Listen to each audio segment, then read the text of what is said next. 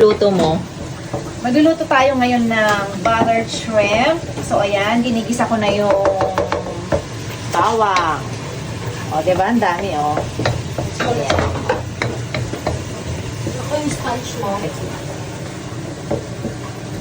Natin siya ng oyster sauce. Ayan. And after nito, lagyan natin siya ng Sprite. Lulutuin natin siya sa Sprite. And then, Sprite.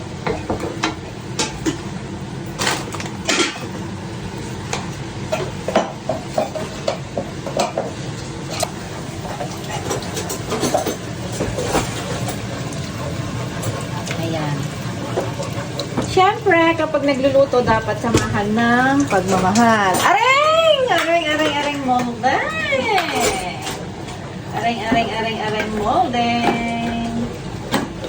Ayan. Ilagay natin na yung shrimp. Ilagay ko na yung shrimp.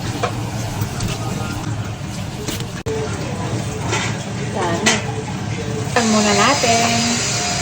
Ayan, almost done na. Niluto ko lang siya sa Sprite. Ayan. Lagyan natin ng sweet chili sauce para mas sumarap.